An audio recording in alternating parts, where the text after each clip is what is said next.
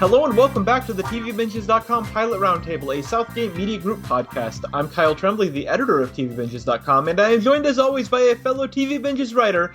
She's leaving her long-running TV show to help me out in my podcasting cases. It's Olivia Richards. Hello. Hey.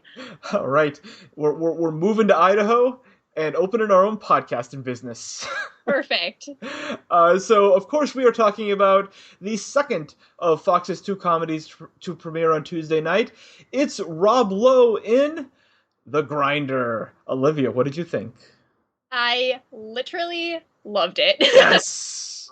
I literally agree with you. Yes. Oh, so happy. What a night for Fox. Right? No, exactly. Like, you know what? Again, we're just, we keep getting like just horrible shows, and it's like it's usually back to back where you're like, I have to sit down and watch this. I have to sit down and watch this. Like, I have to get through it. And you know what? These were the two that I was so entertained by, and like it really felt like, the 23 minutes that they were on, it felt like I watched it for 10 and I could not wait for next week to roll around so we could get to see more. Yeah, absolutely. And we have, of course, we're talking about The Grinder in conjunction with John Stamos' grandfather, which we did a podcast on also, and you can listen to right here on this feed. But what about The Grinder worked for you? Rob Lowe all the way. Yeah. Like, I was so excited, and after some of the things like the pilots and the promos that we've been seeing, I'm like, the promo for this didn't do it justice. Like, and I'm really glad for that fact, because I was like, okay, I think this is going to be good, but I'm really scared that this is going to be really corny, and like, it's going to be with, just really dislikable characters, and there's really going to be no substance there. But, within, I think, like the first not even 5 minutes of the show, I was like just so sold on everything that was happening. I want to note that those first 5 minutes contain an extended look at the fake show, The Grinder, which is the show within a show that Rob Lowe was starring on before it ended, which was like a really hammy courtroom drama where he called himself The Grinder. I would 100% have watched that show. No, I was actually watching the fake series finale or whatever, and it looked better than most of the stuff that we were watching. I was gonna say 100% more believable than Blood and Oil. It also looks like something that might premiere on ABC later this fall. Probably. They're gonna take note of this. Yeah, definitely. But so the premise of this show is that Rob Lowe is an actor who played a lawyer on TV, and that show has ended, and now he's sort of wondering what to do with his life. And Fred Savage is his younger brother, who is a real lawyer and who sort of has his life all together, but he is woefully uncharismatic and not very good in the courtroom. And so Rob Lowe, with all the wonderful misplaced confidence of a TV actor, which is just Rob Lowe's specialty, basically volunteers himself to join his brother in cases, despite having no actual law experience. He's just played a character on TV for a number of years. And in this pilot, through a series of completely ridiculous and hilarious events, actually wins the case, which is really good. This show, like, totally is so funny, and it's poking fun at TV tropes, but it's not a show about that. That's sort of backgrounded. It's really a show about these two brothers and how they get along, and it's just letting Rob Lowe be Rob Lowe and Fred Savage be the world's greatest straight man. He's so good, right? He's also, like, Lowe is obviously the headliner, but Fred Savage is really good in this. Oh, both of them are perfect. And I'm like, you know what, the show, like, as much as, we can say that Rob Lowe, like, carries it, like, quote unquote, like, if they had found someone who doesn't play off of Rob Lowe being, like, the disillusioned actor, where he's so unaware Yes. of, like, how the world works after being on TV for that long, and he's just relying on his reputation. And then you have, Fred Savage, like, the chemistry between the two of them and the way that they play off of, each other as foils, it could not have worked if you didn't have those two doing it perfectly. Yeah, there was instant chemistry here, and they're I don't know how, but they're believable as brothers, like as mismatched brothers, right? Yeah, and it's a perfect role for Rob Lowe, and we said this about Stamos too.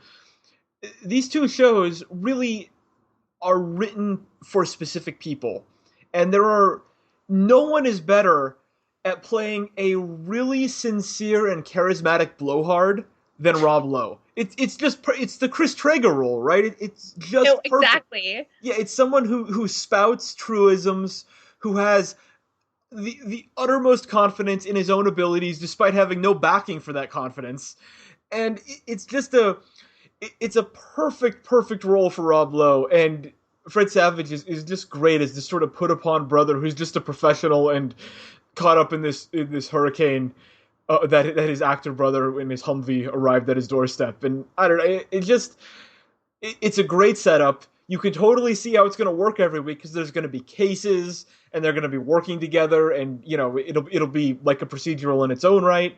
Um, and I don't know, yeah, it's just really nice, a really fun pilot that speaks to what could be a long running series, I think. Oh, exactly. And I just love the writing was so crisp and so perfect. And like the number of, kind of like I guess cameos in the courtroom scenes. I forget the actor's name. He's from Silicon Valley, Oh, but he plays the other lawyer. Kumail Nanjiani. That's he every moment that he was Yeah. on scene, just the moment where Fred Savage is like reading off of his note cards and just completely blows the opening lines to his case, and you just pan over to him and he's just like, no offense, or oh my god, like, have you ever talked Yeah. before? Have you ever talked before? I could not stop laughing. I literally had to like pause it for a few minutes because I just needed to like take a deep breath. I was, oh my god. Those courtroom sequences, the early one and then the one that closed the episode, I think are the funniest things of any new show this fall. Like Yeah. those were they rival the living room sequences on the Carmichael show. Like as in terms of like setting and just having like a blast. That was when like the parents on the Carmichael show were just ranting and raving about things, and it just felt so like kinetic and fast paced and topical. Here, it's just like great sitcom stuff. The courtroom scenes, the tone of this show is so light, which I really liked. It is cases, but the first case is about like misplaced rent money. There's not. It's not like murder cases, which is nice. It reminds me of Brooklyn Nine-Nine in that regard, Oh, absolutely. where yeah, you're dealing with like a serious, a potentially serious thing, but it's played very lightly, which is nice. And but you could also like, for like mid-season finales or whatever, you could scale up this premise and make it a little bit more serious. Still have it be funny, but there's a lot of latitude here that the premise provides, and yeah, every courtroom scene was just gold, and the back and forth with the judge and the fact that everyone calls Rob Lowe's character the Grinder, Right. which is really funny, including himself, and the ridiculousness of the whole trick he pulled with the fake check. Oh my god, that was fantastic. He wrote the Grinder rests on the check. So the other guy has to end up saying it. Yeah, Oh my yeah, the blurry line between his TV character and real life, and it was just a blast. It was an odd, funny, ridiculous blast.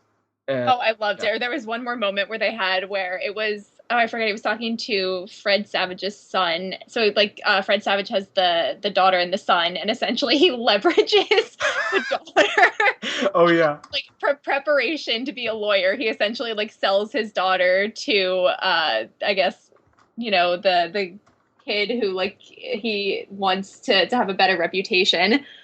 So yeah, he sells the daughter off yeah. for a date with this guy. Oh my god, it was That story, that was the B story, and it had about two scenes in this whole episode. Like it was a very like rushed story, but it gave us the amazing sequence where they're all at the dinner table negotiating, and Rob Lowe makes a couple like hashtag jokes with such sincerity that you could only imagine Chris Traeger doing that. Like, just he is so deadly serious about hashtag teen life. it was great because you had that moment where again he's so serious and he's so proud of himself. Yes, yeah, And like you can't help but being proud of him, on his behalf, where you're like, you know what, yes, you need to do that right yeah. now. And then the scene after that, the cherry on top is the Fred Savage scene where he recaps exactly what just happened, and Rob Lowe was like, well, when you say it out loud, it sounds bad. Because it was terrible. Like, what he did was not good, but he thought he was being the hero, and then Savage comes in and recaps it. It worked. I mean, the chemistry works, the premise works, the plot of this episode works. I think this to me is hands down my favorite new comedy of the season, and quite possibly I'm gonna say so far my favorite new show of the season. I figured it would be that way, because it's, yeah, just everything about this just works just on every level. Yeah, so this one did a 1.5 demo rating with 4.8 million viewers, virtually identical numbers to Grandfathered, which premiered before it, so it retained that audience. Hopefully that's a consistent audience for this show. You're never gonna be a massive hit with the show with a single cam that's a little bit smart like this. You know, there's only one Modern Family, you're not going to capture that audience, but for Fox, it's definitely doable. It's not a monster hit, but it's also not a failure so far, so hopefully that keeps up. Exactly. Olivia, cancel quickly. Will it make it through the season or be renewed for next season? It needs to be renewed for next season. And with the people that we're watching and just with everything that the show is doing, I can't imagine that it's not going to at least get picked up. Yeah, just sign me up for 3 seasons of Grandfathered and The Grinder now. Yeah, exactly. Can we just lock those in? I don't know what the ratings are going to do, Fox, but you made some good comedies in a time when good comedies are very rare. And again, I feel the same way about Carmichael Show for very different reasons, but when you find a comedy that works nowadays, the ratings might not be spectacular, but just keep making it, because it's going to find an audience on the internet and it's going to be beloved. And these two, I think, are only going to get better, and they're great vehicles for their stars. And I, in particular, I really enjoyed this one.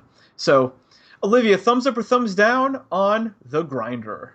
In Chris Traeger's honor, I am giving this 2 huge thumbs up.